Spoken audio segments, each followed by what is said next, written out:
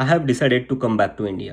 দেশে ফিরছেন ককরোচ জনতা পার্টি সিজেপির প্রতিষ্ঠাতা অভিজিৎ দীপকে। দিল্লির যন্তর মন্তরে নিট প্রশ্নপত্র ফাঁসের বিরুদ্ধে একটি প্রতিবাদ কর্মসূচি হওয়ার কথা 6 জুন। ওই দিনে দেশে ফিরছেন অভিজিৎ।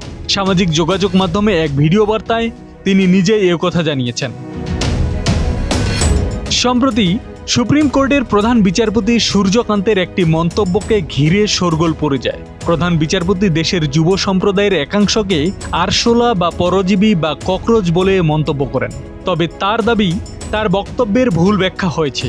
কিন্তু প্রধান বিচারপতির ওই আরশোলা মন্তব্যের পরই সোশ্যাল মিডিয়ায় একটি পোস্ট করেন আমেরিকা প্রবাসী আইটি কর্মী অভিজিৎ দীপকে। তার ওই পোস্টে তিনি আরশোলার একটি ছবি দিয়ে তৈরি করে দেন ককরোচ জনতা পার্টি, আর সঙ্গে জুড়ে দেন ওই দলের সদস্য হওয়ার 3টি শর্ত।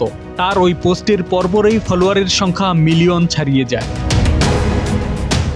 এদিকে দেশজুড়ে যুব সমাজের মধ্যে অভিজিৎ দীপকের যে ক্রেজ, তাতে ককরোচ জনতা পার্টির রাস্তায় নামার একটি দাবি উঠতে থাকে।